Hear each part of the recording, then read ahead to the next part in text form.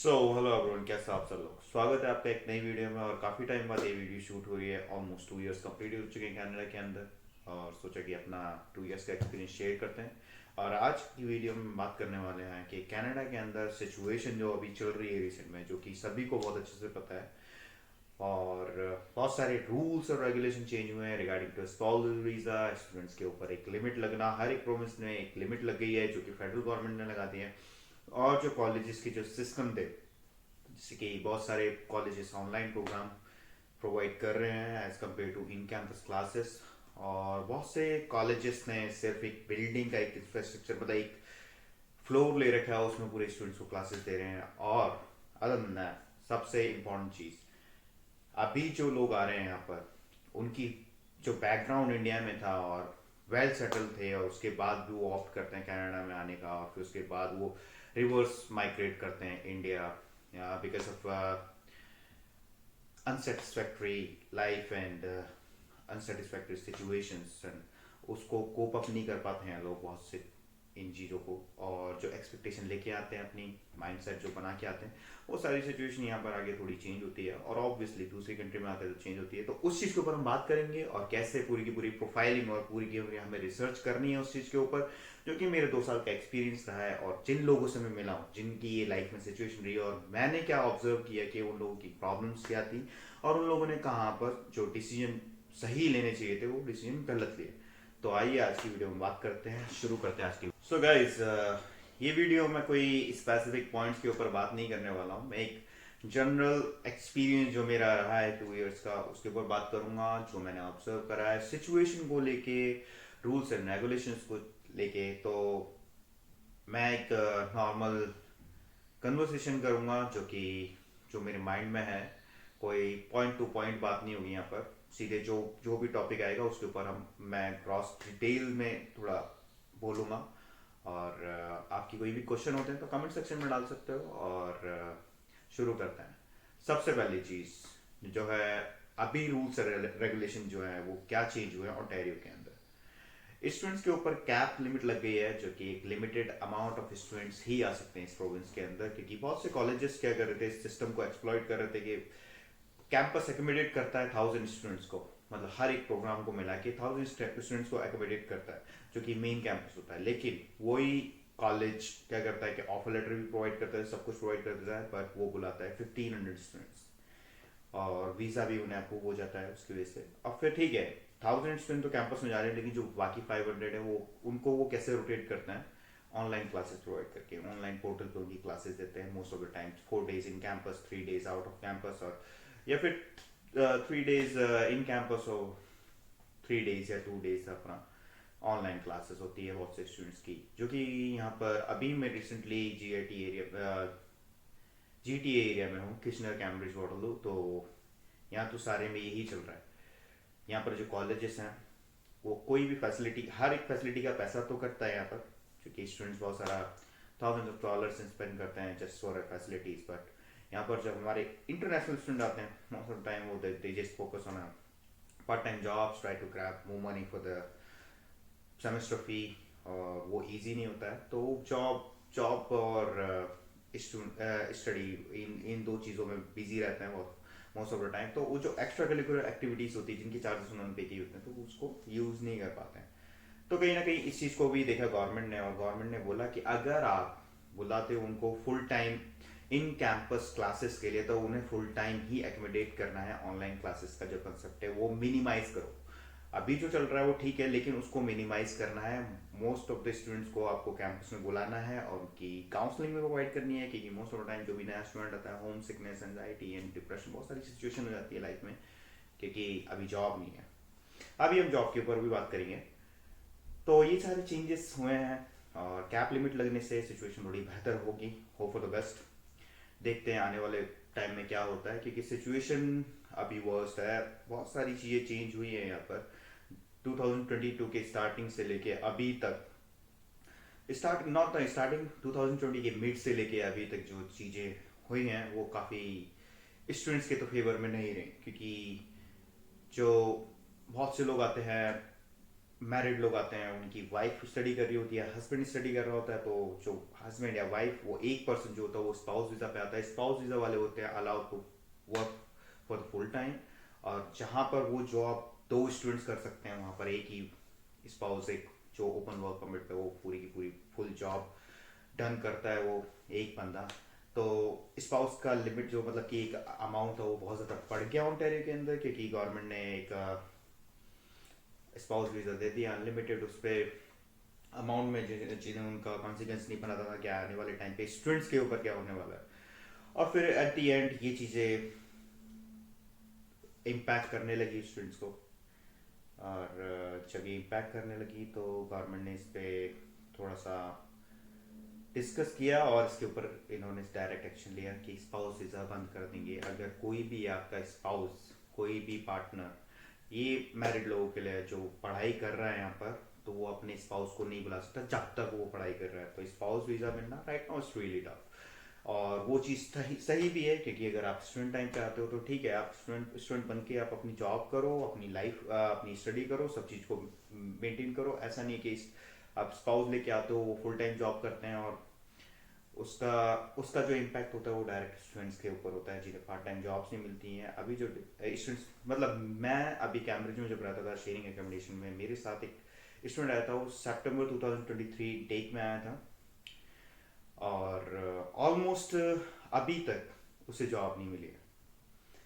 उसने 2 semester complete कर लिए, 1 ईयर की स्टडी कंप्लीट हो गई, घर से उसने पैसा मंगाया। ठीक है, किसी किसी की फैमिली हेल्प करती है, फेस कर लेती है इन सारी चीज़ों को, क्योंकि उनका इकोनॉमिक बैकग्राउंड थोड़ा सा अच्छा होता है, वेल स्टेबल होता है इंडिया में। लेकिन हर किसी का नहीं होता है। मोस्ट ऑफ द लोग जो होते हैं वो लोन, वो भी लोन ही लेके आया हुआ था, लेकिन उसकी जो सिचुएशन होगी, उसने पेरेंट्स को क्या बोला होगा, उसने फीस मंगाई, सबमिट की, बट उसे जॉब अभी तक नहीं मिली है। ऐसा नहीं है कि उसने ट्राई नहीं किया, बहुत सारी जगहों पर ट्राई किया। इवन मैं अपने साथ लेके जाता था उसको, बताता था उसको कि रिज्यूमे ड्रॉप करना है यहाँ पर ऐसे, क्योंकि मैंने मोस्ट ऑफ द जॉब्स मैंने कैम्ब्रिज के अंदर की थी, किशनर में की थी, तो मेरे को आइडिया था। और कॉन्टैक्ट भी वर्क नहीं कर रहे हैं अभी इस वक्त, क्योंकि रेफरेंसेज जो लगते हैं वो भी नहीं लग रहे, क्योंकि स्टूडेंट्स जो हैं वो माइग्रेट भी नहीं कर रहे हैं। जिन्होंने अपना स्टडी कंप्लीट करी वो उसी जॉब को लेके बैठे हुए हैं वहीं पे, वर्क परमिट पे भी। तो सिचुएशन थोड़ी डिफरेंट है। और आप जो भी आने वाले हो यहाँ पर सोच समझ के आना। अदर देन दैट, मैं जो दूसरी बात डिस्कस करने वाला था यार, जिस पे मैं मतलब कि मेरा 2 साल के एक्सपीरियंस में जो सबसे ज़्यादा मतलब ये चीज़ मैंने ऑब्जर्व करी, वो ये अनप्लान डिसाइड करना कि हम कनाडा जाते हैं और वहाँ पर स्टडी करते हैं। जो अनप्लान करके आते हैं उन लोगों के साथ क्या होता है। और इन 2 सालों में मैं ऐसे लोगों से मिला हूँ जो कि इंडिया में बहुत अच्छी इनकम जनरेट करते थे, हस्बैंड वाइफ दोनों। एक इंडिविजुअल था बंदा, 1,25,000 उसकी सैलरी थी पर मंथ। उसकी वाइफ की 80,000 रुपीज़ थी। वो इंडिया में थे, बेंगलोर में। और इन्फोसिस पता नहीं किस आईटी सेक्टर में ही जॉब करते थे वो लोग। उन्होंने पता नहीं उनके दिमाग में क्या हुआ, ठीक है, एजेंट्स भी होते हैं बैकग्राउंड में जो कि ये सारी चीज़ें इन्फ्लुएंस करते हैं बंदों के माइंड में कि हाँ बाहर जाओ, बाहर अच्छी लाइफ है। लेकिन यहाँ की लाइफ जो तुम्हारी इंडिया में चल रही है वो भी बेहतर है, बस उसे आपको इवेल्युएट करना है, उसको समझना है। क्योंकि ये जो अनसेटिस्फेक्शन वाला जो माइंडसेट बन चुका है हमारा सोशल मीडिया से, ये हर किसी को इन्फ्लुएंस कर रहा है कि नहीं ये ठीक नहीं है, बाहर चलते हैं।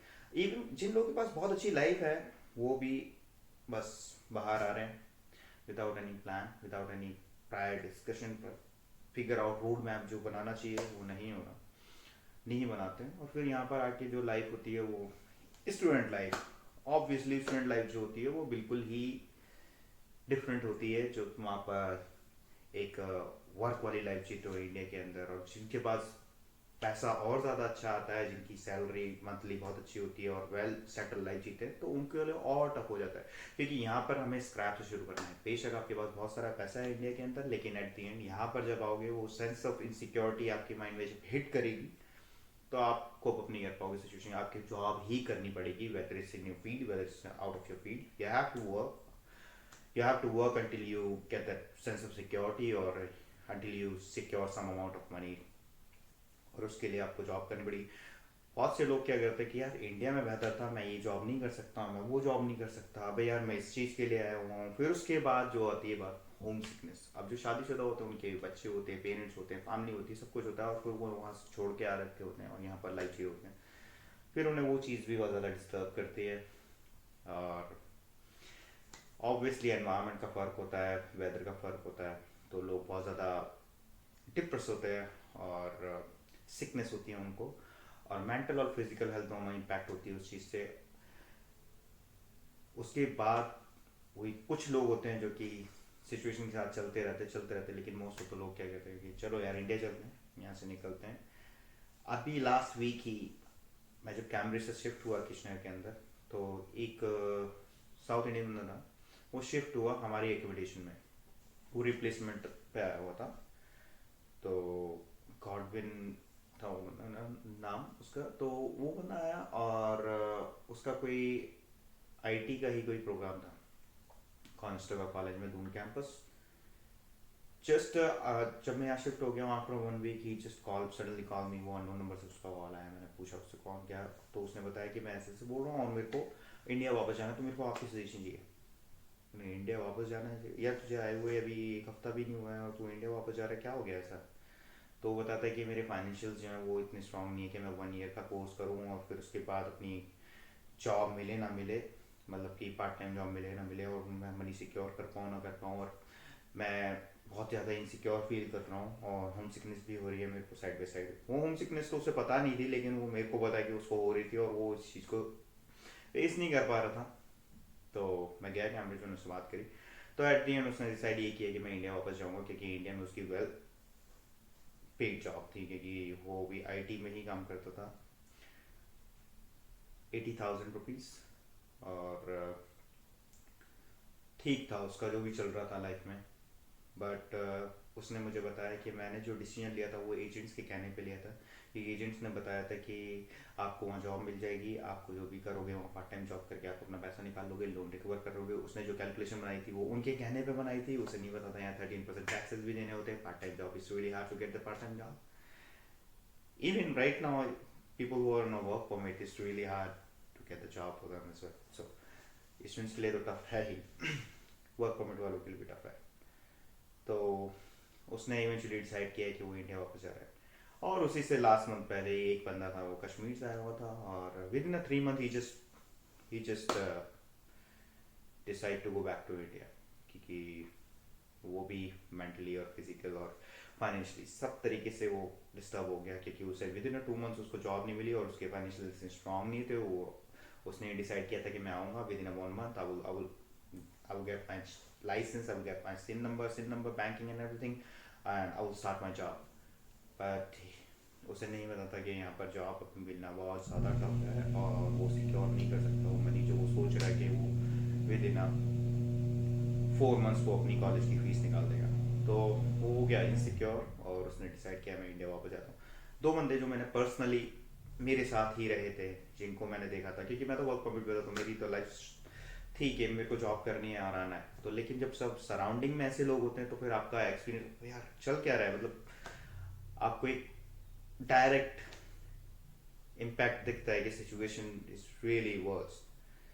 तो उन लोगों से बात करने से पता लगा कि हाँ ठीक है, सिचुएशन ख़राब है, लेकिन एक इसमें कॉमन जो मिस्टेक आती है लोगों की, इन दो के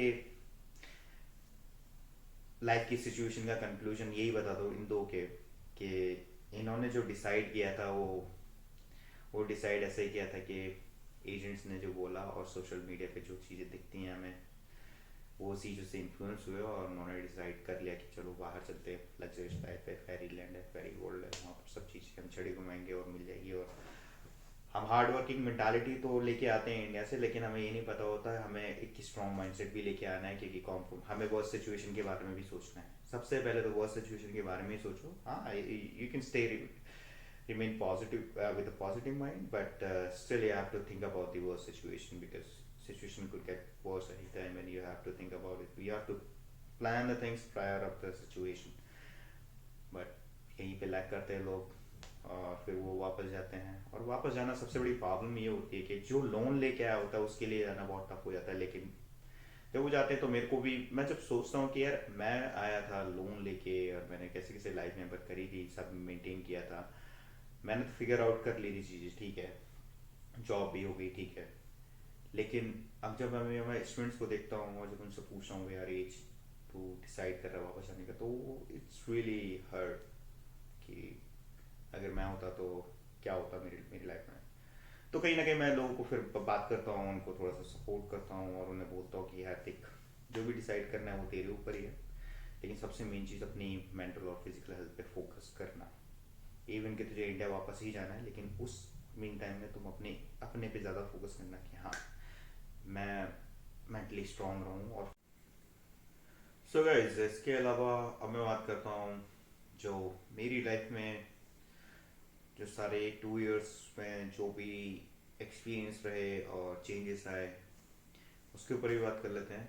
क्योंकि स्टडी तो आप कर लेते हो, लेकिन फील्ड जॉब यहाँ पर ग्रैब करना वो सबसे ज़्यादा टफ है। फील्ड जॉब तुम ग्रैब कर लेते हो, फिर उसके बाद आपको इम्प्रोवाइज करके आगे अपने आप को प्रमोट करना और आगे मतलब सर्टिफिकेशन, लाइसेंस, ये सारी ग्रैब करना, ये सारी चीज़ें बहुत ज़्यादा इंपॉर्टेंट होती हैं। लेकिन यहाँ पर मेन चीज़ आपकी स्किल सेट और आपका माइंड सेट, ये दो चीज़ें सबसे ज़्यादा इंपॉर्टेंट होती हैं।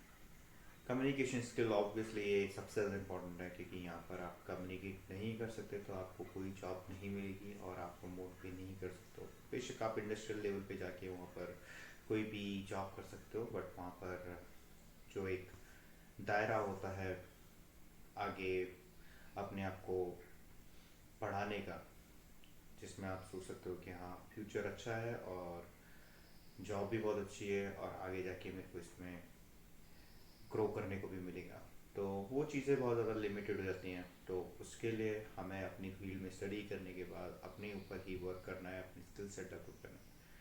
तो अभी क्या सिचुएशन है कि आप स्टडी कर लेते हो अपनी फील्ड में, तो ये हार्ड क्यों है कि जॉब मिल जाए अपनी फील्ड में?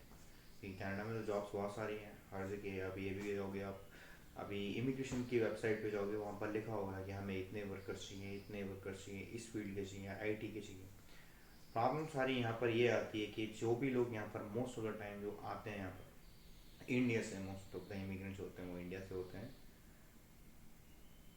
वो अपना यहाँ पढ़ाई तो करते हैं, लेकिन उनका मेजर फोकस होता है part time jobs, full time job जो भी है, बस पैसा करना, पैसा इकट्ठा करना। मोस्ट ऑफ द स्टूडेंट जो कि कॉलेजेस में खासकर जो होते हैं, जो यूनिवर्सिटीज़ में होते हैं, उनका मेजर फोकस स्टडी ही होता है ऑब्वियसली।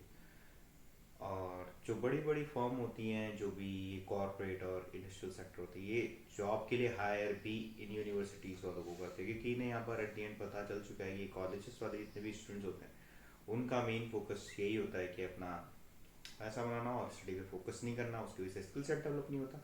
बहुत से लोग करते भी है, लेकिन जो मेजर जो अमाउंट ऑफ पीपल है जो कॉलेजेस में पढ़ते हैं, स्टूडेंट्स हैं, वो उनका मेजर फोकस वही रहता है। तो कहीं ना कहीं जो इमिग्रेशन वालों की जो रिक्वायरमेंट है वर्कर्स को लेके वो फुलफिल नहीं होती है, तो वो पोस्टिंग, जॉब पोस्टिंग वहीं पे रहती है। और लोग तो आते हैं, अपनी स्टडी भी कर लेते हैं, लेकिन अपने स्किल सेट डेवलप नहीं कर पाते, इसकी वजह से जॉब नहीं मिलती मार्केट के अंदर। अदर देन दैट, और क्यों टफ है जॉब लेना कैनेडियन मार्केट में किसी भी फील्ड के अंदर? क्योंकि यहाँ स्टैंडर्ड्स और कैनेडियन एक्सपीरियंस, ये दोनों मीट करती है। आपका प्रायर इंडिया में एक्सपीरियंस होता है, ठीक है, वो उसे कंसिडर कर देंगे, लेकिन इंटरव्यू के अंदर आपको यहाँ से हर एक चीज़ को यहाँ से रिलेट करना है और उन्हें कन्विंस करना है यहाँ के हिसाब से कि हाँ मुझे यहाँ का एक्सपीरियंस है, बेशक वहाँ का है, लेकिन यहाँ की पढ़ाई, यहाँ का एक्सपीरियंस, ये आपको इंटरव्यू में बताना है। अगर यहाँ का एक्सपीरियंस नहीं होता है, ठीक है, आप इंटरव्यू दे दोगे, लेकिन वो आपकी एप्लीकेशन कंसिडर नहीं करेंगे। ये सबसे बड़ी प्रॉब्लम है। ये बाहर के कोई भी एक्सपीरियंस या बाहर की प्रायर एजुकेशन अपने आपकी जो भी होम कंट्री से जो भी आप स्टडी करके आते हो उसको कंसिडर नहीं करते हैं।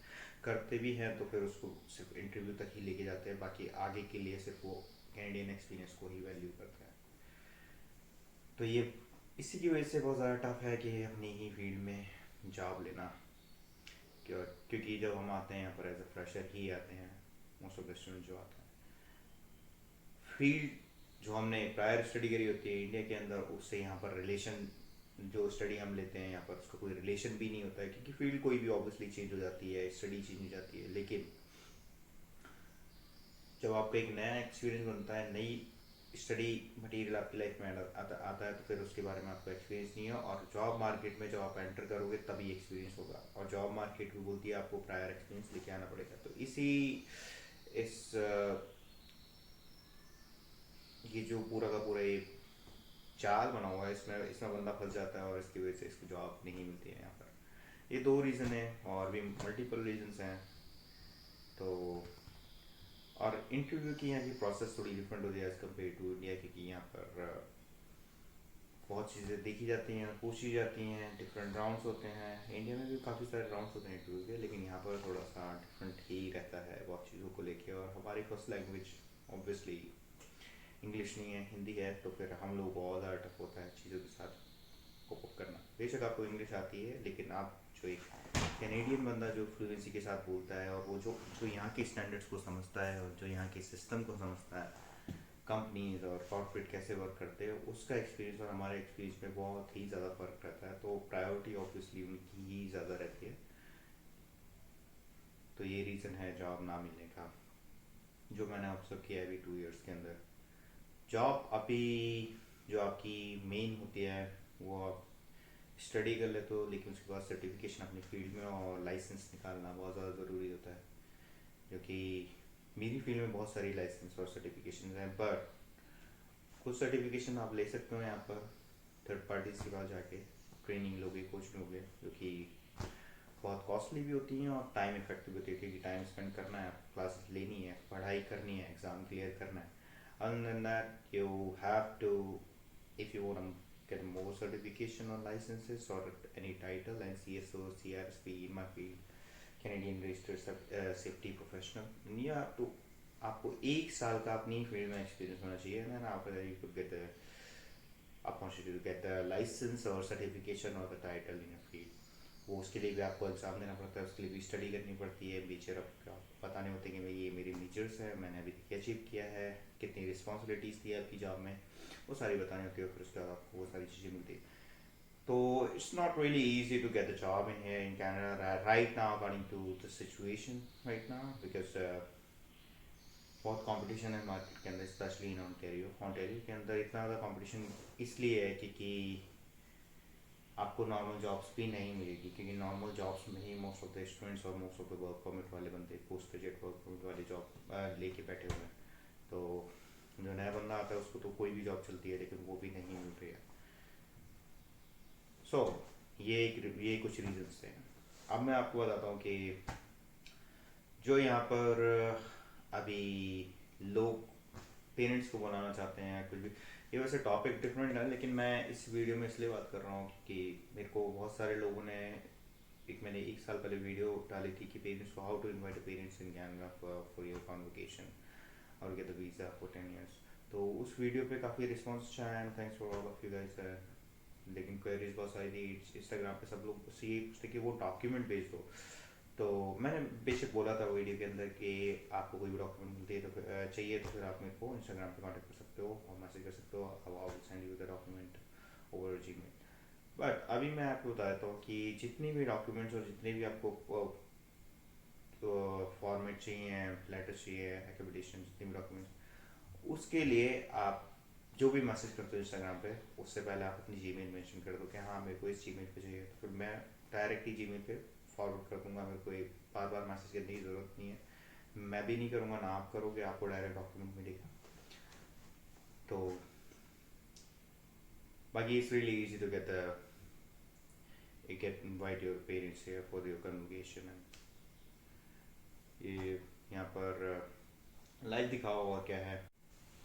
सो गाइस यही थी आज की वीडियो में, और अगर आपको कुछ और ज़्यादा बातें करनी है या फिर बातें जाननी है यहाँ के बारे में, तो फिर आप कमेंट सेक्शन में डालो कोई सजेशन कि हाँ इस टॉपिक पर डिस्कशन आप करो, इस टॉपिक के बारे में हमें थोड़ी सी और हाईलाइट चाहिए और मेन फोकस चाहिए, तो फिर उस चीज़ के ऊपर बात करेंगे। तो फिर कमेंट सेक्शन में जो भी आप सजेशन डाल सकते हो